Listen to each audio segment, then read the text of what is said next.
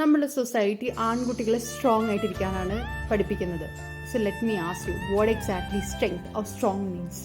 കരയാണ്ടിരിക്കുക, emotions express ചെയ്യാണ്ടിരിക്കുക, അതാണോ strong? അതാണോ strength? And you know what, ഈ ഇമോഷണൽ സപ്രഷൻ കാരണം കൊണ്ട് anxiety, stress and even suicide cases ഒരുപാട് റിപ്പോർട്ട് ചെയ്യപ്പെടുന്നുണ്ട്.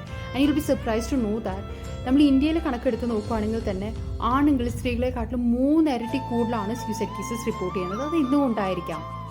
കുഞ്ഞുനാൾ തൊട്ട് ആൺകുട്ടികൾ കേട്ടുവരുന്ന മെൻ ഡോണ്ട് ക്രൈ, ആൺകുട്ടികൾ കരയാറില്ല എന്നൊക്കെ പറഞ്ഞിട്ടാണ് നമ്മൾ കേട്ടുവരാറ്.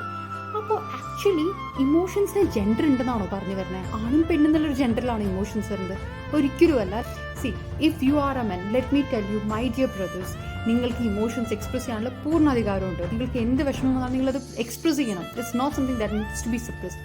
And if you are a female, please make sure നിങ്ങളുടെ ലൈഫിലുള്ള അച്ഛനാകാം, അല്ലെങ്കിൽ ബ്രദർ ആകാം, അല്ലെങ്കിൽ ഹസ്ബൻഡ് ആകാം, അല്ലെങ്കിൽ ഒരു ഫ്രണ്ട് ആകാം, അവർക്ക് എന്തെങ്കിലും ഒരു ബുദ്ധിമുട്ടുണ്ടാകുമ്പോൾ അത് കേട്ട് നിൽക്കാനൊരു മനസ്സ് കാണിക്കുക. That too without judgement.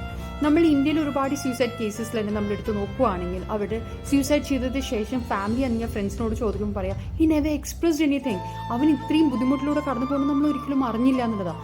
സത്യത്തിൽ നമ്മളൊരു കുറ്റപ്പെടുത്താൻ പറ്റില്ല. എന്താ വെച്ചാൽ ചെറുപ്പം മുതൽ കാണുന്ന സൊസൈറ്റി എന്താണ്, ആൺകുട്ടികൾ ഇത് എക്സ്പ്രസ് ചെയ്താൽ ഞാൻ വീക്കാണ് എന്നുള്ള രീതിക്കുള്ള കുറ്റപ്പെടുത്തലാണ്. So don't you think this need to be change? Being a female, I do understand that നമ്മൾ ഒരുപാട് സഫറിങ്, നമ്മൾക്ക് നമ്മുടേതായ കുറേ സഫറിങ് ഉണ്ട്. ലൈക്ക് ഒരുപാട് ബുദ്ധിമുട്ടുകൾ നമ്മൾ ഫേസ് ചെയ്യുന്നുണ്ട്. വീട്ടിൽ പഠിച്ച് ചെയ്യുക, പുറത്ത് ജോലി ചെയ്യുക, എല്ലാം കൂടെ മാനേജ് ചെയ്യുക definitely difficult. And I appreciate all the women out here. But നമ്മൾ അതിൻ്റെ കൂടെ തന്നെ മനസ്സിലാക്കേണ്ട ഒരു കാര്യം, നമ്മൾ എപ്പോഴും ഈ ആൺകുട്ടികളെ എവിടേക്ക് കുറ്റപ്പെടുത്തുന്നു, ബട്ട് അവർക്കും എൻ്റെ ഒരു ഇമോഷൻസ്, അവരും നമ്മളെപ്പോലെ മനുഷ്യജീവി എന്നുള്ളൊരു പരിഗണന മാത്രം കൊടുക്കുക. യു നോ വാട്ട്, നമ്മൾ ആ ഒരു പരിഗണന ആൺകുട്ടികൾക്ക് അവർ പറയുന്നതെല്ലാം കേട്ട് നിൽക്കണം എന്നല്ല, നമ്മൾ അവർ അണ്ടർസ്റ്റാൻഡ് ചെയ്യുന്നത് മാത്രമേ അവർക്ക് ആഗ്രഹമുള്ളൂ. So let's try to understand men in our life. And I'm sure നിങ്ങളുടെ ലൈഫ് ഒരുപാട് ചേഞ്ച് ചെയ്യുന്നുണ്ട്. Trust me.